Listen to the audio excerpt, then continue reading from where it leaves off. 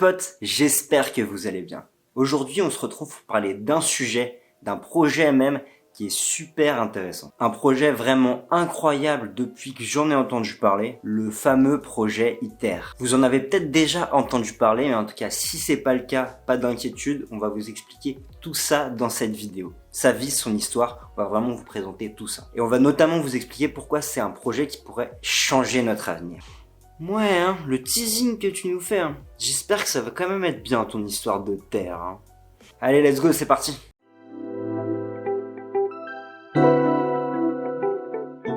Alors pour commencer déjà, le nom. ITER en latin ça veut dire chemin, un peu comme le chemin qui va nous mener vers un avenir plus vert, plus prometteur.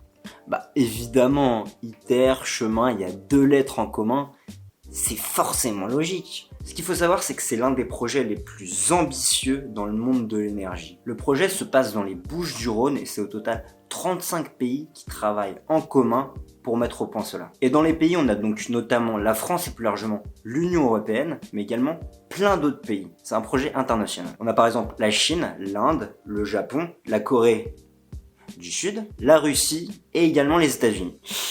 Avec le contexte actuel, ça doit pas être évident. Hein. Plus précisément, l'idée de ce projet est de mettre au point le plus grand tokamak jamais conçu. Mais vous fumez, monsieur? Dis, mais vous fumez, monsieur? Bon, tu arrêtes de m'interrompre, s'il te plaît? Tokamak. Un tokamak est un dispositif de confinement magnétique expérimental explorant la physique des plasmas et les possibilités de produire de l'énergie par fusion nucléaire. Il existe 2 types de tokamak, aux caractéristiques sensiblement différentes. Les tokamaks traditionnels toriques et les tokamaks sphériques. En gros, pour résumer, essayer de ne pas trop rentrer dans la technique. Pour l'instant, on essaye de démontrer que la fusion nucléaire, tout simplement, l'énergie qu'on a dans les soleils, peut être utilisée pour produire en fait de l'énergie, de l'électricité, avec beaucoup moins de CO2 produit que ce qu'on a actuellement. Et également beaucoup moins de déchets que ce qu'on a actuellement avec les réacteurs nucléaires. Avant de voir finalement les perspectives que peuvent offrir ce projet, on va d'abord faire un petit historique de comment ça s'est passé, comment ce projet a vu le jour, pour voir en fait que c'est une collaboration qu'on avait potentiellement jamais vue jusqu'à maintenant pour un objectif super ambitieux.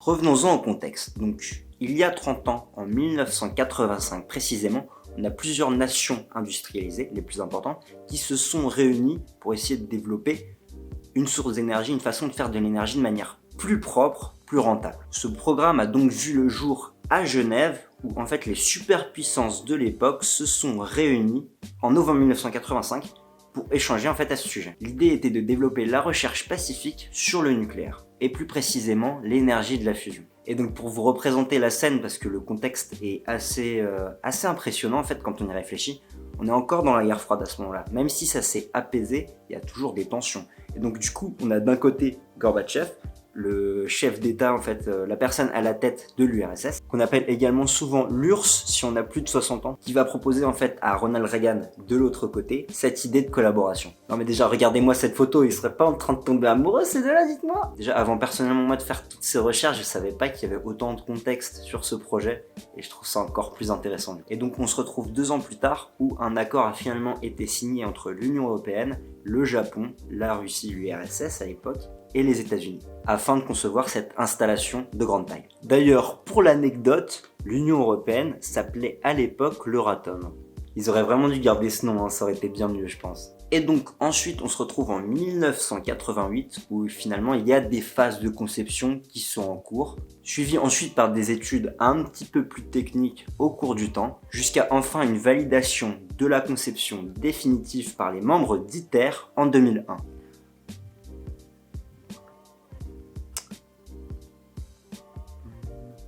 Donc 16 ans à partir du moment où ça a été initié. En 2003, on a la Chine et la Corée qui rejoignent le projet, et en 2005, on a également l'Inde. Et le truc assez drôle, c'est qu'à ce moment-là, ils n'avaient même pas encore décidé où ils allaient placer finalement tout ce concept, toute cette grande installation finalement. Mais après quelques négociations qui ont été rondement bien menées par l'Union Européenne, à mon avis, ils ont finalement décidé à l'unanimité de placer ça à Cadarache, en France, dans le sud de la France. Et donc l'accord ITER a été officiellement signé le 21 novembre 2006 à l'Elysée par les 7 ministres des différents pays membres finalement d'ITER, en présence bien sûr de notre Jacques Chirac national, notamment.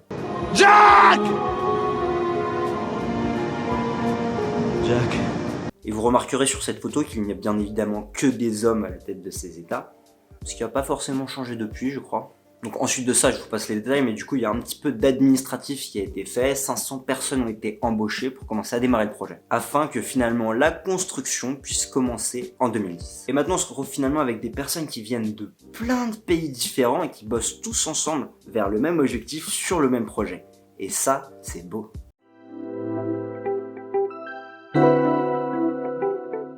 Passons à présent à la partie un petit peu plus théorique, parce que comprendre finalement ce que c'est la fusion nucléaire, comment ça va fonctionner, et en théorie comment on va réussir à la réaliser, c'est plutôt intéressant. On va bien évidemment essayer de simplifier ça au maximum pour que tout le monde puisse capter finalement ces concepts. Tout d'abord déjà, la fusion nucléaire, qu'est-ce que c'est? Donc déjà, il faut savoir que c'est finalement la source d'énergie du Soleil, de nos étoiles. Vu qu'il y a une pression énorme et que la température est très élevée au centre du Soleil, en fait, ce qui se passe, c'est que les atomes d'hydrogène qui composent ce centre, en fait, vont être écrasés et fusionnés pour donner des atomes d'hélium. Les atomes fusionnent donc tout simplement en un nouvel élément. Et si vous vous souvenez de vos cours de chimie au collège ou bien au lycée, l'hélium est tout simplement le deuxième élément du tableau périodique. L'hydrogène étant lui-même le premier. Et ce qu'il faut savoir, en fait, c'est que cette fusion qu'on a, elle libère une énergie folle, vraiment impressionnante.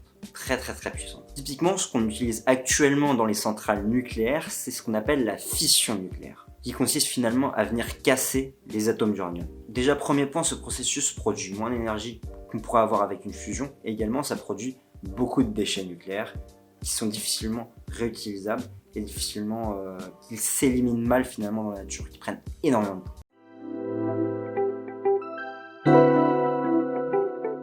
Expliquons donc à présent comment finalement le projet ITER va réussir à reproduire en fait ce qu'on a au centre d'une étoile, cette façon de produire de l'énergie. Rien que déjà avec cette phrase, tu te dis c'est impressionnant comme concept, je trouve. Essayer de reproduire ce qu'un soleil fait tout simplement.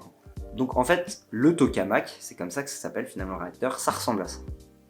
Au centre, en fait, on a 10 000 tonnes d'aimants supraconducteurs qui vont donc permettre en fait de générer un champ magnétique qui va aider en fait et permettre de générer en fait le plasma via en fait ce champ magnétique super puissant et ultra puissant qu'il produit.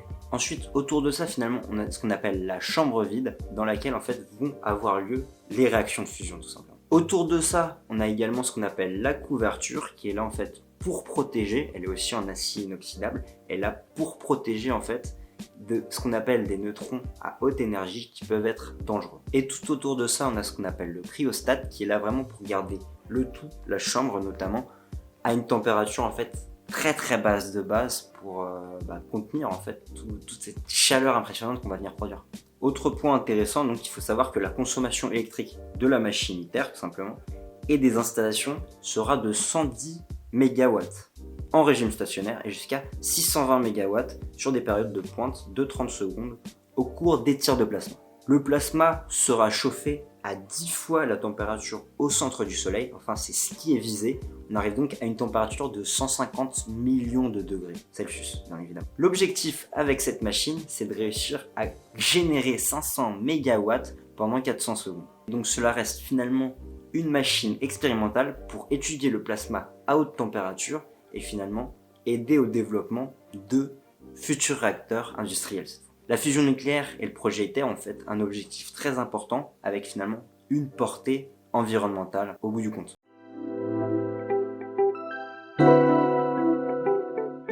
Et donc voilà ce que peut présenter finalement la fusion nucléaire comme avantage pour notre avenir. Ah bah quand même, je me demandais où est-ce qu'on allait avec cette histoire. Donc déjà, ça va permettre de produire une énergie abondante. Donc à masse égale en fait, il faut savoir que la fusion d'atomes légers libère une énergie près de 4 millions de fois supérieure à celle d'une réaction chimique telle que la combustion du charbon, du pétrole ou du gaz, et 4 fois supérieure à celle de réaction de fission nucléaire. On comprend donc l'intérêt que ça a de venir développer la fusion nucléaire. Également, il y a un avantage de pérennité car les combustibles de fusion sont universellement disponibles et quasiment inépuisables. C'est une énergie renouvelable. Il n'y a également aucune émission de CO2, ce qui est une chose très intéressante de nos jours. La fusion ne génère pas de dioxyde de carbone ou d'autres gaz à effet de serre. Le sous-produit principal, c'est de l'hélium et c'est un gaz inerte non toxique qui fait partie de l'air, je tiens à le rappeler. Également, ça ne produit aucun déchet radioactif de haute activité à vie longue, comme ce qu'on a avec la fission nucléaire actuelle. L'activation des composants d'un réacteur de fusion est suffisamment faible pour que les matériaux puissent être recyclés ou réutilisés dans les 100 années qui suivent la mise à l'arrêt de l'installation. Autre point important, il n'y a aucune prolifération, donc la fusion n'utilise pas de matières fissiles comme l'uranium ou le plutonium, et donc un réacteur de fusion ne contient pas d'éléments susceptibles d'être utilisés pour fabriquer des armes nucléaires. C'est même un projet pacifiste, finalement. Autre point qui est intéressant quand on pense à ce qui a pu arriver à Fukushima ou avec Tchernobyl par exemple, il n'y a aucun risque de fusion du cœur. Donc, un accident nucléaire du type du coup de Fukushima ne peut pas se produire dans un réacteur de fusion. Les conditions propices aux réactions de fusion sont tellement difficiles à atteindre qu'en cas de perturbation, en fait, le plasma se refroidit en l'espace de quelques secondes et les réactions cessent tout simplement. Et au niveau du coût, donc la quantité d'énergie qui sera produite par un réacteur de fusion industriel, en fait, elle sera équivalente à celle produite par un réacteur de fusion, entre 1 et 1,7 gigawatts. Le coût moyen par kilowatt d'électricité devrait aussi être du même ordre, légèrement plus élevé au début, mais la technologie étant nouvelle, ensuite ça va décroître par la suite dans la mesure où les économies d'échelle feront baisser le prix tout simplement. On est donc sur une technologie qui a énormément d'avenir et qui est super prometteuse, mais le gros inconvénient c'est en fait la difficulté à réussir à mettre en place les réactions qu'on cherche. Dans l'idée, en fait, vers 2030, on pourra commencer finalement à exploiter l'énergie produite par des réacteurs test et la commercialisation est tout simplement prévue pour 2040. Donc on aura sûrement la chance de le voir en action de notre vivant. Ça, c'est quand même super prometteur, je trouve. C'est donc en fait une solution moyen-long terme qui pourrait répondre à plein de problématiques qu'on a actuellement d'un point de vue énergétique et aux énergies renouvelables, au nucléaire, plein de questions qu'on se pose. Et en fait, ça réunit un peu tous ces avantages, mais comme on l'a dit, il y a un inconvénient de réussir à le mettre en place. Bon voilà, on a fait le tour du sujet. On espère que ça vous aura permis de comprendre un petit peu mieux l'importance de ce projet, pourquoi c'est si bien, si prometteur, et que ça vous aura donné envie de vous y intéresser aussi. Même moi, j'ai tout compris, mon capitaine. C'était top. Si vous avez aimé la vidéo les petits potes, n'hésitez pas bien sûr à lâcher un petit like, un petit abonnement si ce n'est pas déjà fait, et un commentaire si vous avez la moindre remarque bien sûr à faire, ou même la moindre question. On revient très vite pour un nouveau sujet. Sur ce, prenez soin de vous, de notre belle petite planète, et à bientôt les petits potes.